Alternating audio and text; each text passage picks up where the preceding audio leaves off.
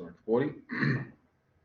The aggregate supply curve illustrates the total quantity of goods and services supplied at each general price level in the economy.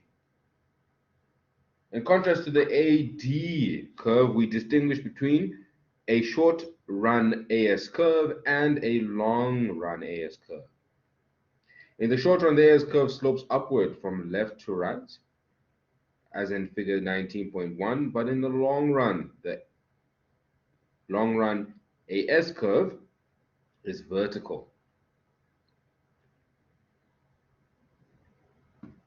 Now let's look at why that's the case. Why is it that the AS curve there's a direct or positive relationship between the price level and the total production and income? And I want you to highlight the following: the slope of the short run as a curve, or as short run AS curve. It says, like the microeconomic supply curve, the AS curve is primarily governed by the costs of production, right? And this is a bit of microeconomics. I'm sure that some alarm bells are ringing right about now. The main difference, of course, is that the AS curve is concerned with the total production of goods and services in the economy, whereas the microeconomic supply curve deals with the specific good or service. The costs of production are governed by the prices and productivity of various factors of production. For a given set of factors, factor prices being rent, wages, salaries, interest, and profit, and the prices imported, capital, and intermediate goods, and for a given level of productivity, there is an AS curve that slopes upwards from left to right in the short run. And if you skip a couple of sentences, you should see the following: a higher price level. A higher price level is therefore associated with a higher level of production. This result will, however, hold on as long as nominal wages remain unchanged. When nominal wages adjust, production will return to its original level, resulting in vertical long-run AS curve.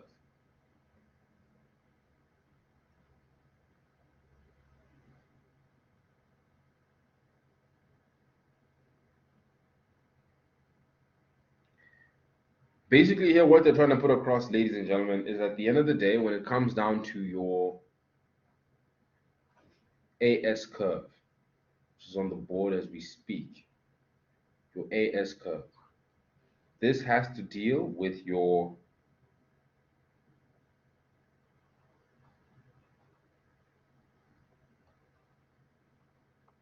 factors of production.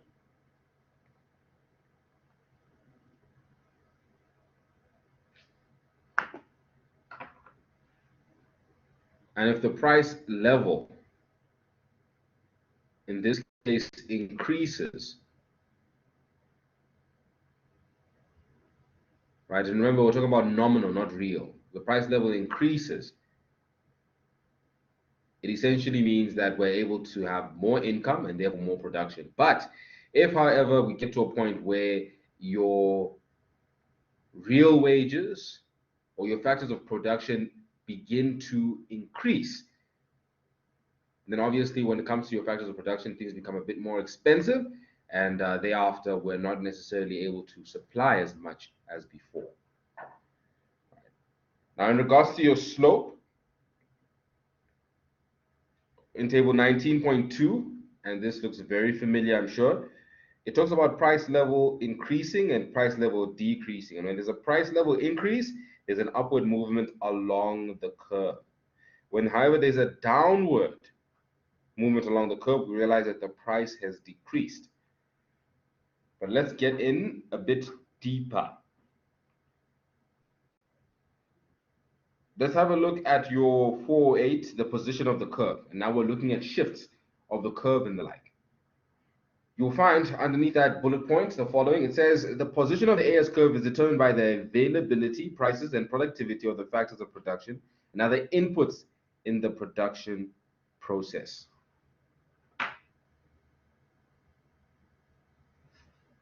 So I'll just add here and inputs.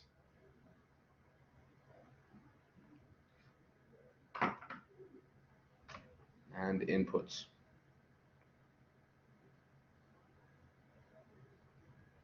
A change in any of these factors will thus give a rise to a shift of the AS curve. Now you'll see there that there's a couple of little examples that are there, right? I'm not going to go through the examples, but I'll definitely just highlight just the bullet points, just to say that, look, if a question comes up about this, this is basically more or less what they would ask. Now it just says that in contrast to the AD curve, and this is after the bullet points, in contrast to the AD curve, the AS curve is usually not affected directly by expansionary or contractionary monetary and fiscal policies. And remember, your contractionary monetary fiscal policies and your your expansionary and contractual monetary fiscal policies always deals with your demand curve, your AD curve, aggregate demand curve, and not your supply curve. So it's not something that deals with it directly. It actually deals with it indirectly, but we'll discuss that a bit later. Still on table 19.2, impact of change of key changes on the aggregate supply curve. You'll find what shifts the supply curve to the left and what shifts the supply curve to the right. So the prices of factors of production, if that increases, i.e. wages, salaries, rent, as soon as those increase, we have a leftward shift. Next bit then says price of imported capital and intermediate goods as a supplier. Once those obviously increase, then we have a leftward shift. Now, if my workers, the people that I've employed, are not working hard, then naturally there's also a leftward shift in that regard as well. Now, remember, sometimes we are in a position where we're, let's say, farming, for instance, and if the weather is bad, I remember there was a couple of years where we had a flood, not a flood, I think it was a drought. And as a result of that drought, it means that we're obviously supplying a whole lot less. And therefore, there's a leftward shift as well. Now, obviously, the opposite is true when it comes to a rightward shift. Right? Let's just look at your long-term aggregate supply curve. And that's still on page 408. And I'm just going to get you to the highlights as fast and as soon as possible. It says the following. Most economists nowadays believe that the quantity of goods and services supplied in the long run is independent of price level. That is, that the long run aggregate supply LRAS curve is vertical, as illustrated in figure 19.3. The reason for this thinking is the total production in the long run depends essentially on the quantity and quality of the available factors of production. According to this widely held view, the price level does not affect the level of production in the long run. The long run level of output is also called potential output, full employment output, or natural rate of output. Right now, the last sentence to highlight there, the fact that the long run AS curve is believed to be vertical does not imply that it cannot shift. Changes in the availability and productivity of the factors of production will give rise to shifts of the LRAS curve to the right if the quantity of productivity increases or improves, and to the left if they decrease or deteriorate.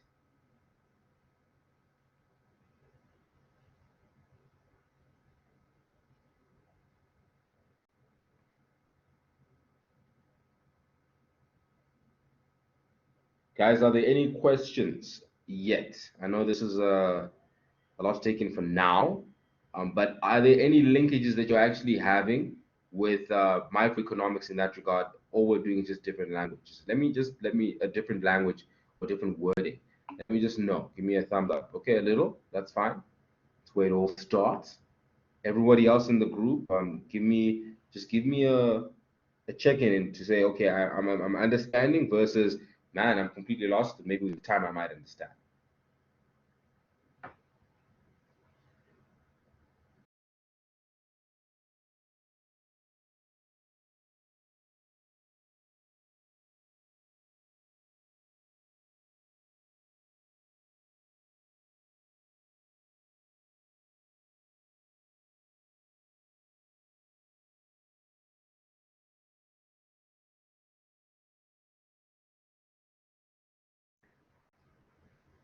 Muzamil, are you still there? Bahiti, Khaled, 60% understanding for now. Okay, that's fine. Kian, let me know. Daniel, Dylan. Okay.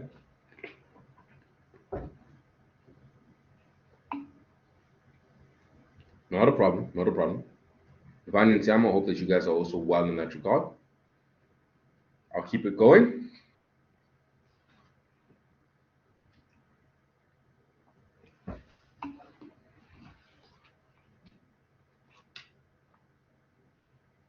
I hear you. I totally hear you.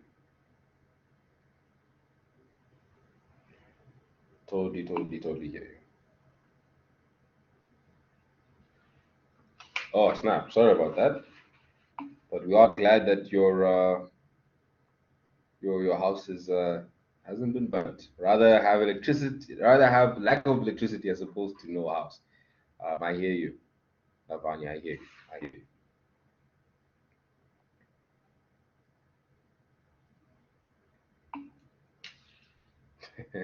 Don't tell them I said that, Muzamil. Don't tell them I said that. All right. So still, guys, on page 409, we have figure 19.4, and we've got your expansionary monetary policy and your fiscal policy. Just let me know in the chat when we talk about your expansionary monetary policy, right? What do we do? And also let me know in the chat when we talk about your fiscal policy, right? Expansionary fiscal policy. What does that entail? Let me know in the chat.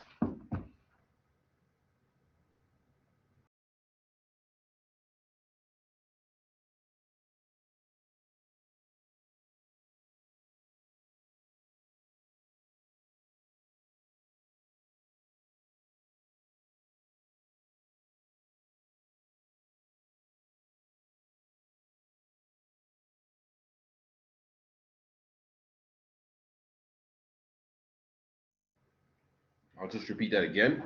When we sure. What is expansionary monetary policy? What does that mean? And also, what is fiscal? Expansionary fiscal monetary policy. Expansionary fiscal policy. What expansionary fiscal policy is an increase in government spending and a decrease in tax. Awesome. And what then is expansionary monetary policy? Apart from Muzamil, somebody else. And Muzamil, we see the effort, no electricity, but still getting it in.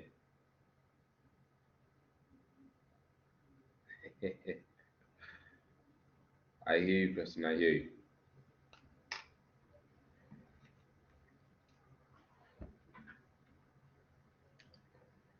Come, guys, let's try for expansionary fiscal policy. Sorry, expansionary monetary policy. What does that entail? Yes, Kristen. So I don't know if I'm on the right path or if I'm like being incredibly naive and dumb, but my thought process is when you say the expansionary monetary and physical policy, it's almost like trying to grow your assets. Does that make sense? I don't know. It does make a lot of sense, and I would agree to you. I would say that is what the end goal would be. That is what the end goal would be. So I agree with you that with when you do an expansion fiscal and expansion monetary policy, you're looking at the end of the day of how do I increase my assets. But in this case, um, when it comes down to what an expansionary fiscal policy is exactly what Muzamil said: increase in government spending and decrease in tax. But now I'm looking for monetary policy. Yes, monetary policy is when the banks get involved. Which banks specifically? And fiscal policy is when the government get involved. There's a specific bank that monetary policy is really about. And I want to know what expansionary fiscal policy around that. Awesome. We're getting closer, guys. Absolutely, absolutely, Kim. Absolutely. Right. There's a decrease in the interest rate. Now, no comment. No comment. No. If you said FNB, perhaps would have had a chat. But ABSA, I do not know who ABSA is. Right. Now, guys, if we have a look on on page 407, on page 407. We have a look at page 407, impact of key changes on the aggregate demand curve. If we say that there's an expansionary fiscal policy, right, which deals with this case with government spending increasing and taxes decreasing, what happens to the aggregate demand curve on table 19.1? Tell me, what happens to the aggregate demand curve as a result of a expansionary fiscal policy?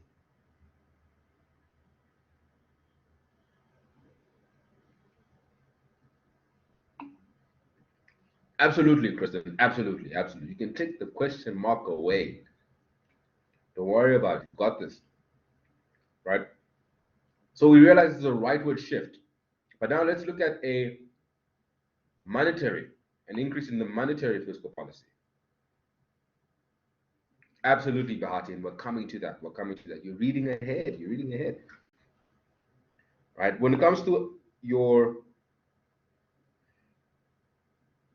absolutely, demand for spending does increase. But let's come back to this, guys. This thought here. And the reason why I'm going to this painstakingly slow is because you're going to have to show this on a graph. So in this case, the next thing that I'm looking at is the interest rate, right? Which is what we do when there's monetary policy, right? We're now looking at the interest rate. Now we realize that when there's an expansionary monetary policy, the interest rate decreases. So based on table 19.1, what happens when the interest rate decreases? Is there a leftward shift or a rightward shift of the demand curve?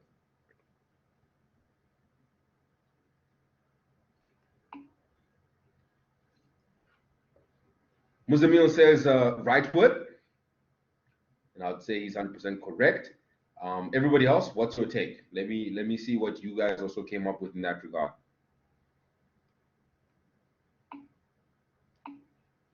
Okay, okay.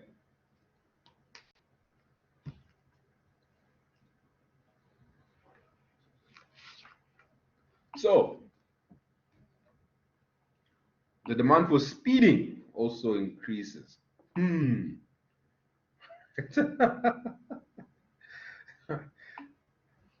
Right, so it's a rightward shift. Muzamil, you are quite the joy. So when you come down to page 409, guys, figure 14.9, right, and you see monetary and fiscal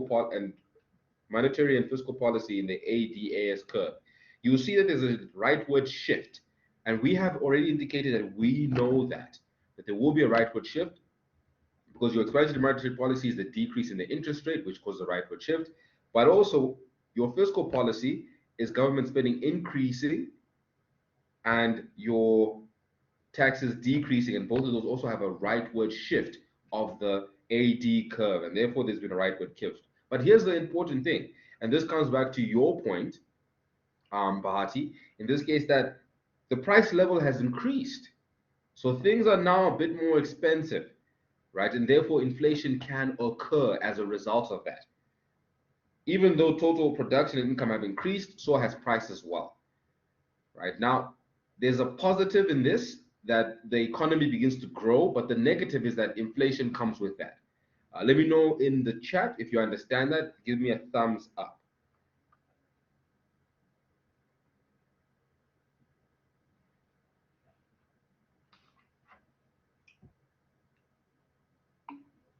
Awesome, Kian.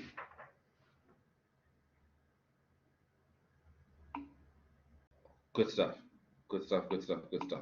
All right, I'm loving it. I'm loving it. I'm loving it. All right, so let's keep going. Let's keep going then. Let's keep going.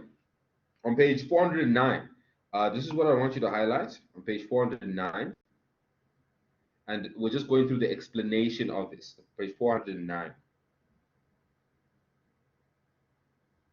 Right above figure 19.4, the second paragraph from the top, right in the middle, you might find the words, the price level increases.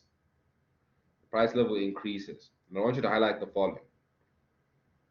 The price level increases due to excess demand, whereas the result of the increase in aggregate spending, due to a higher level due to due to higher price level, the real wages decreases, and that is why suppliers are willing to increase production. In the next paragraph, the authorities can therefore still use expansionary monetary fiscal policies to stimulate production and income as well as employment. But this is achieved at the cost of an increase in the price level. When supply conditions and the price level are introduced explicitly, policy choices thus become more complicated. The monetary and fiscal policies authorities now have to consider the trade-off between increased production and employment on one hand and increased prices on the other. In this model, demand management, and remember, demand management has to deal with monetary and fiscal policy, can achieve one objective only at the cost of another. Very important to understand.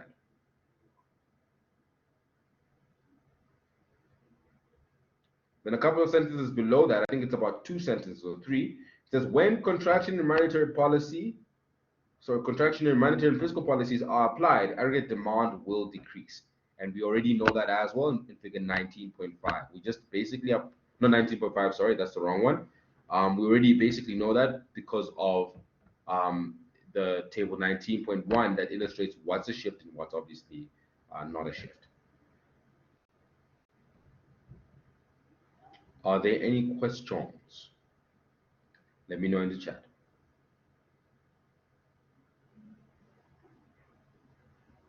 Or you can give me a thumbs up. Okay. All right, cool.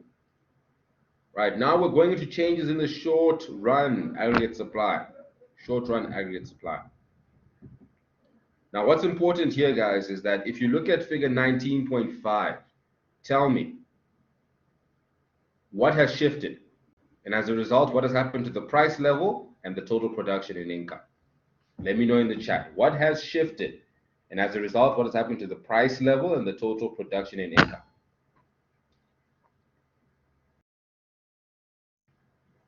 Awesome. There has been an upward shift in the AS curve. And as a result of that, what has happened to our price level and the total production and income?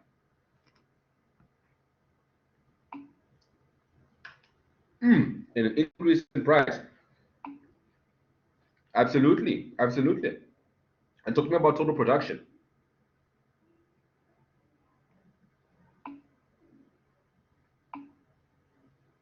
Absolutely. Now, guys, what's important about this is that, and if you want to have a look at your table 19.2, you'll see all of the reasons why there'd be a leftward shift. It could be prices of factors of production increasing, prices of imported capital and intermediate goods increasing, productivity decreasing, or weather conditions deteriorating. It could be anything. But the point that they're trying to illustrate here, or absolutely, right, that affect firms specifically. What they're trying to let us know here at the end of the day is that people, or rather firms, are going to be producing a whole lot less, but the prices are still going to increase. Now, you guys all know that with price increases, inflation is a result of that. But because there is less production, there has been stagnation in the economy. Prices have gone up, inflation, and then there's been stagnation as well. And you will not believe it. Us economists have been lame enough to say that this is called stagflation, which is a mixture of stagnation plus inflation. The fact that the prices have gone up, but production has gone down. I want you to highlight the following as that begins to sink in. Something's telling me that you guys are on board. I don't know, I've got a very good confidence that something's telling me you guys are on board right now. On page 410, you'll find in bold the words stagnation and inflation, or stagnation rather, stagflation, I mean to say. And what I want you to do is highlight the sentence before that. It says an increase in the cost of producing the total product, e.g. GDP, results in higher prices, lower production, income and employment, and higher unemployment. What we have here is a situation of stagflation, which describes a situation of stagnation plus inflation.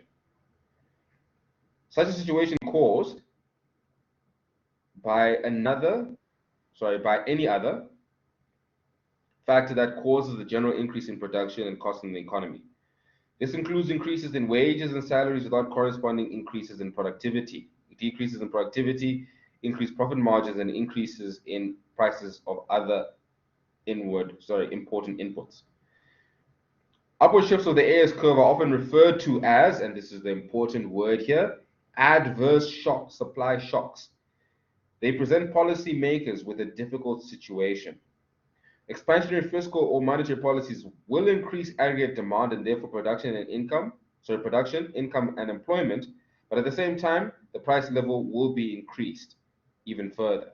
In other words, demand management policies can be used to counteract the effects of a supply shock on production, income, and employment, but only at the cost of even higher inflation.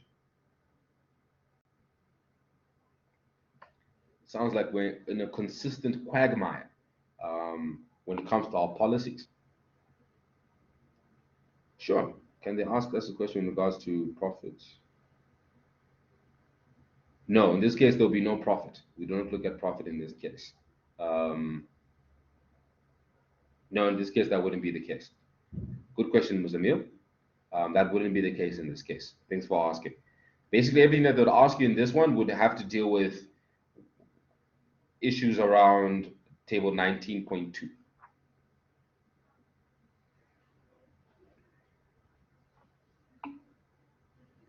Anytime. Now, I just want you to continue to highlight. On page 410, the last paragraph before we get into 411 says the following. There is, of course, a solution to supply shock that avoids the worst of both these experiences. The solution is to take steps to lower the cost of production. In terms of our graphs, the main aim would be, therefore, to shift the AS curve downward, rightward shifts. And in table 19.2, we know what those rightward shifts would be. Just need to charge my laptop. Excuse me. There we go. All right. Lower cost of production require reduction in factor prices, lower wages, salaries, profits, so on and so forth, and or increased productivity without a corresponding increase in remuneration. All right. So we want more work to be done, but we don't want to pay for that increase. Technically, what is required is an anti-inflationary incomes policy. The aim of such a policy is to establish a balance between the growth in incomes and the growth in productivity. The problem is that while the solution is simple in principle, it's difficult and sometimes virtually impossible to achieve in practice. Right, and then there in figure 19.6, we have an increase in productivity without any increase in remuneration. And I can tell you now that absolutely sucks. And if I'm producing more, I should be paid more. But how does a company actually get more profit if that's not the case? So perhaps looking at your question there, Muzamil, in regards to, can they ask a question with regard to profit on this graph, or organization decreases supply in order to maximize profits? Nope, that wouldn't be the case. But when we look at extra profit, it might be the case where we find that the factors of production have been decreased when it comes to pricing of the factors of production, and therefore we can make a larger profit. But they wouldn't ask the question in that specific sense. Right, moving right along, guys. Just give me a thumbs up in the chat. We're still good to go. We understand the work. We're getting a fair assumption of what's going on. Give me a shout.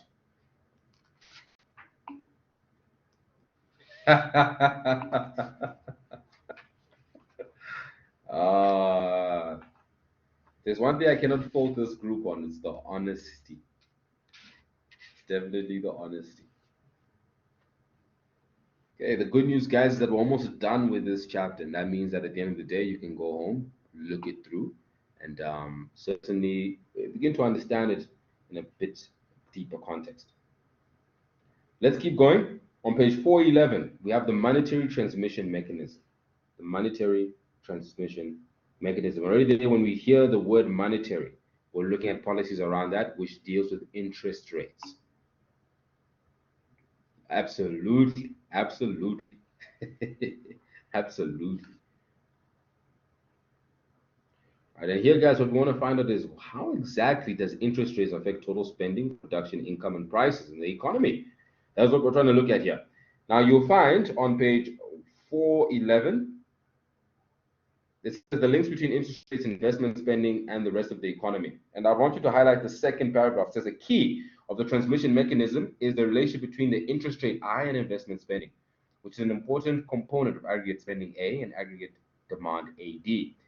Figure 17.A, and we're going to look at that just now, sorry, 19.7A, we show the inverse relationship between the interest rate and the investment spending, which was explained in chapter 18. So we've already discussed this. You know, we've been diligent. We've been doing our work.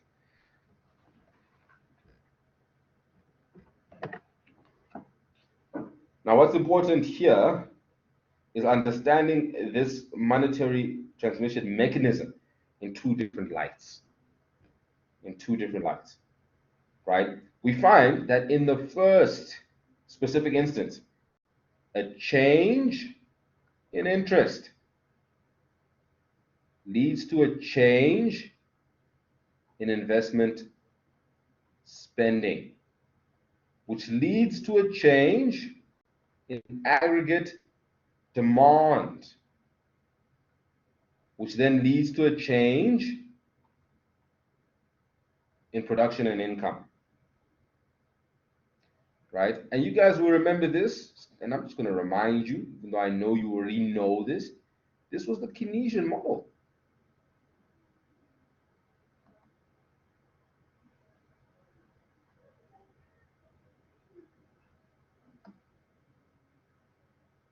On the other hand, we now speak about our ADAS model.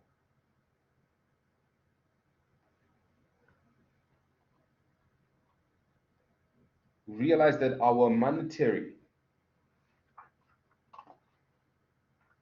transmission mechanism works pretty differently. And how it works is that a change in interest leads to a change in investment spending. So that hasn't changed.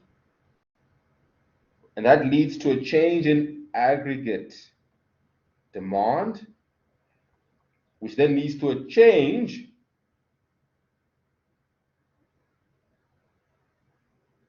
rather aggregate spending, I mean to say, which leads to exchange to aggregate demand, which then has an effect on a change in both the production and both the price.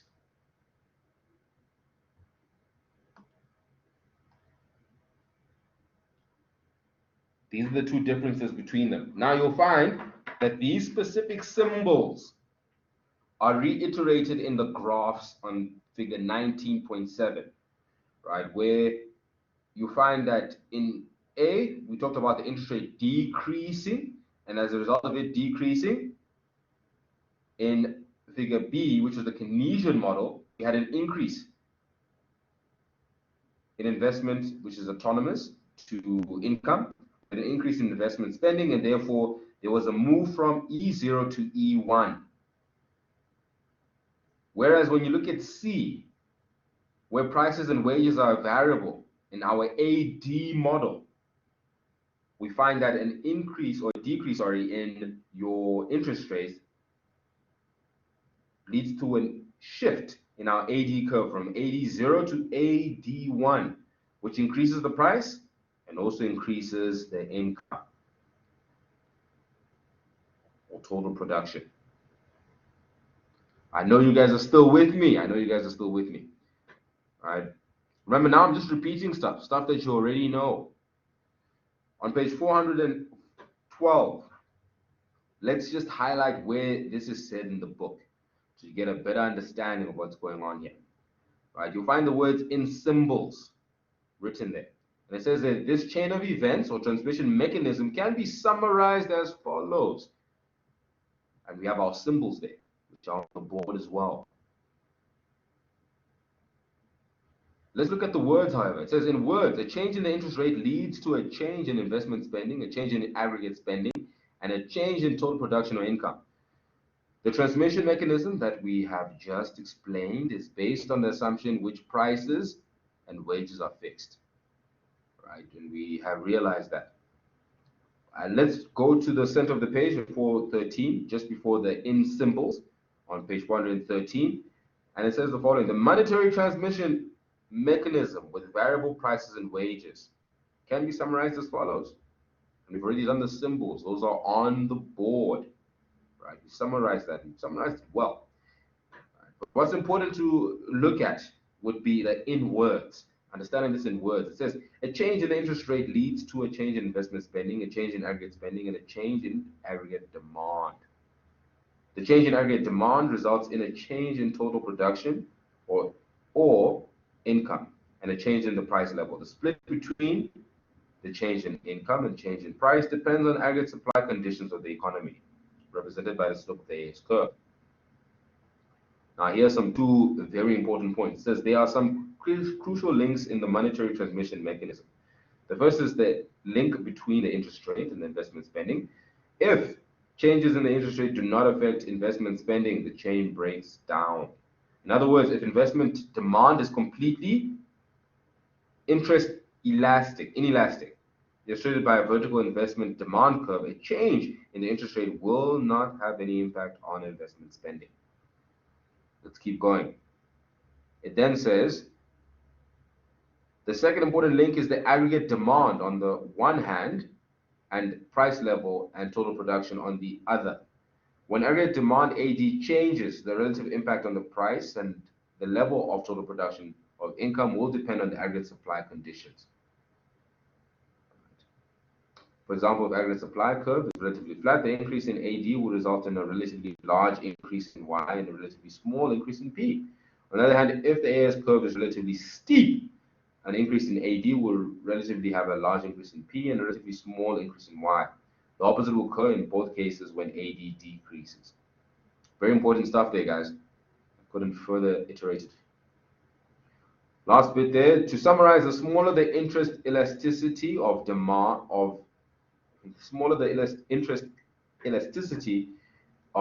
investment demand, and also the steeper the AS curve, the less effective an expansionary monetary policy will be as means of stimulating the economy. However,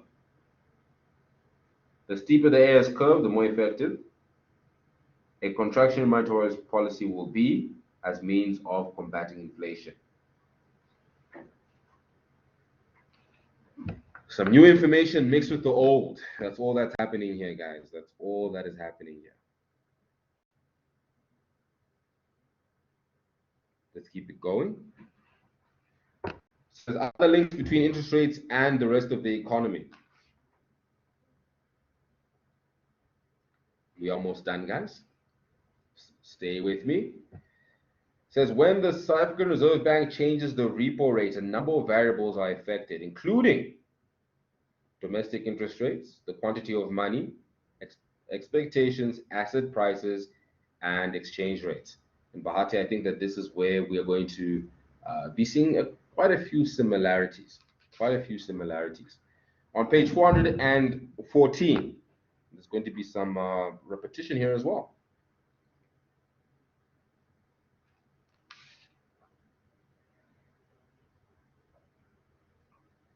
Page 414, we look at the repo rate. Figure 19.8, the repo rate. And we realize that depending on what happens with the repo rate, it will have an effect on other interest rates, it will have an effect on the nominal exchange rate, and will have an effect on money, stock, and asset prices as well. And how all of that seeps down and obviously affects your price level or real output.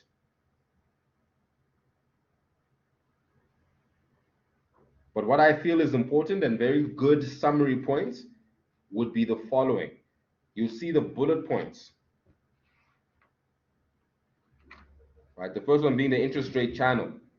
If the South African Reserve Bank raises the repo rate,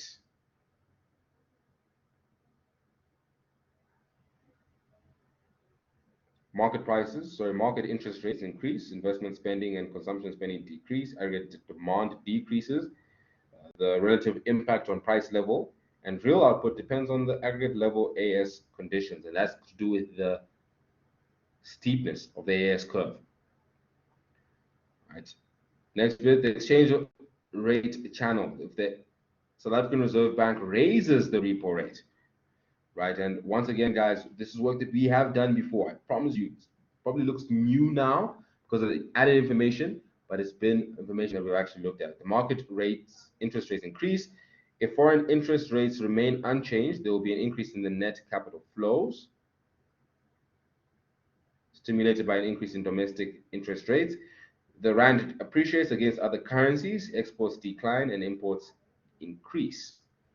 Aggregate demand, AD, decreases, and the relative impact on prices and income depends on AS conditions. And AS, once again, is just the steepness of the curve. Then it goes into obviously the asset prices as well. What happens when it raises the repo rate in that regard? Being the market interest rate increases, equity share prices and property prices fall because we're paying less interest on property. Then it says their firms and consumers become poorer and spend less. In other words, there's a decline in investment spending and consumer spending via the wealth effect. Aggregate demand decreases, and the relative impact of prices and income depends on the AS conditions. And AS conditions in this case is about the steepness of the curve. The last one, the credit channel, with the SARB, South African Reserve Bank, raises the repo rate. The market interest rate increase, the bank loans decrease. We've seen this beforehand because now we have to pay more for our loans. Investment spending and consumption spending decrease, aggregate demand decreases, and the relative impact on prices and Y depends on AS conditions once again. Last bit to highlight before we get into 90.3, it says, in all these channels, expectations may have a significant, albeit often uncertain effect. Four aspects of this model view of monetary transmission mechanism have to be emphasized. And I'll just say definitely have a highlight of those bullet points as well.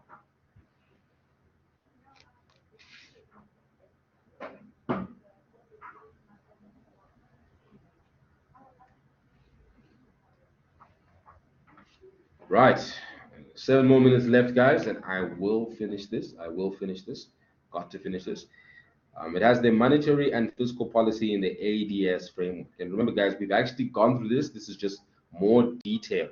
So I'm just going to go through the highlights for you to go through thereafter.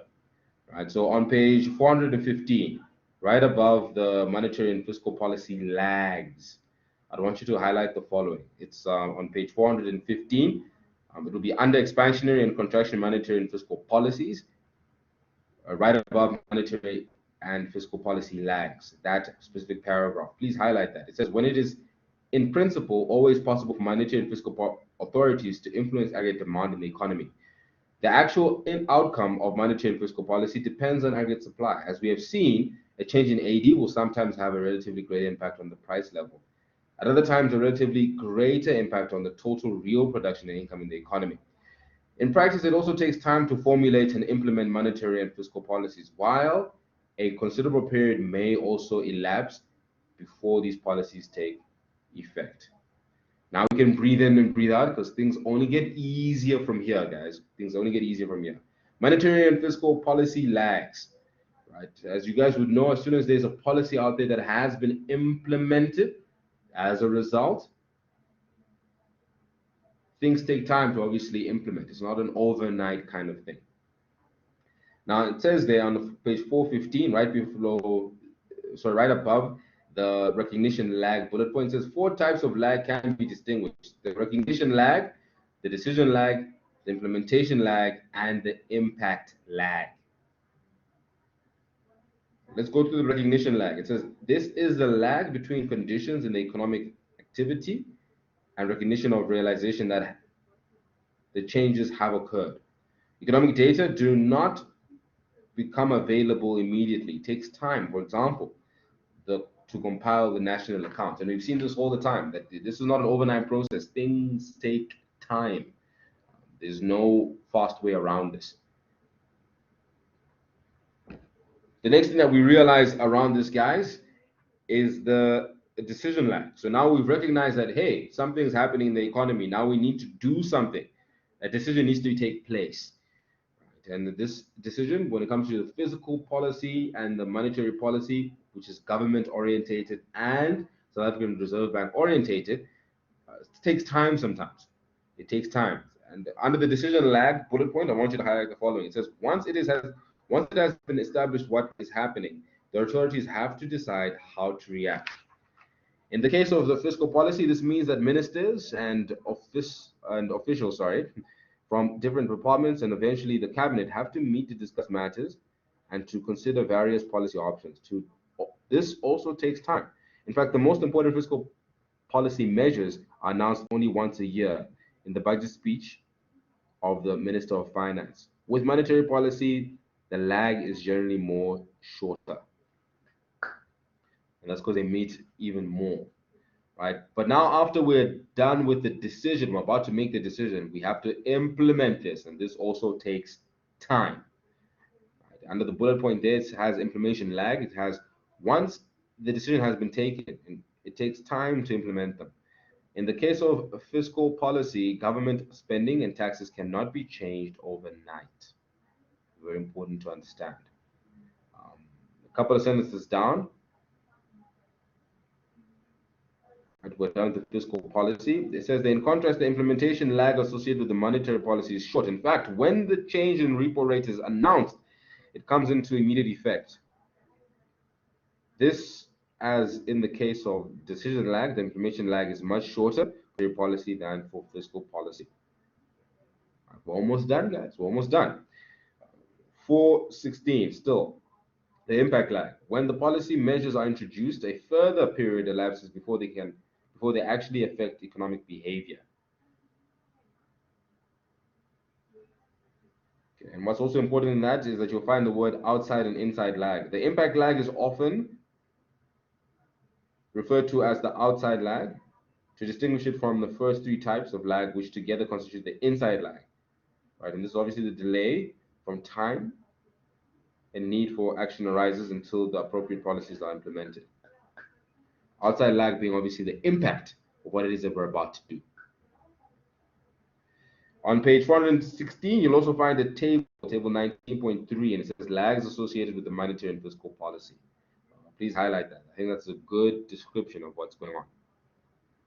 All right, last but not least, it has the relative effectiveness of monetary and fiscal policy. And what I want you guys to highlight there would be the last sentence of the first paragraph. It says, nowadays, most economists agree that the fiscal and monetary policy are both important instruments for stabilizing aggregate demand. There are, however, certain circumstances in which one type of policy may be more successful than the other. Fiscal policy has generally been more successful in stimulating a depressed economy, while monetary policy may be employed with greater assurance to dampen an overheated economy, with which inflationary pressures are severe. Okay, right, guys, and the rest being other approaches to macroeconomics is really theory. It breaks down the history of economics as a whole, from the classical theory all the way until where we are right now, which is your new classical economics and your new Keynesian economics. That much you can read for yourself. There's really nothing to it. I don't see any questions arising from that, but definitely have a read through for the sake of just interest more than anything else. Guys, I know that you've been through quite the paces today, so definitely give yourselves a round of applause in that regard. I will ask away though, are there any questions in concern with today's lesson? Just give me a shout in the chat, or just give me a thumbs up to say, look, I heard you. I now need to go through the work myself and take it from there.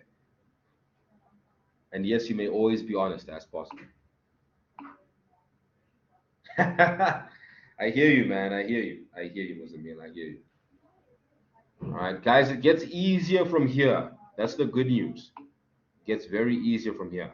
Yes, this recording will be uploaded as is. As soon as I stop this, it will be uploaded. I will through the weekend, however, sit down and put everything on YouTube. So please hold me accountable in that regard. And I know this class will do a very good job of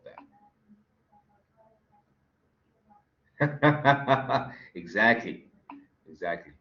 Guys, all the best with the rest of the day. I wish you well as always. Go through the work, finish the ICE tasks, and let's get ourselves a distinction by the end of the year.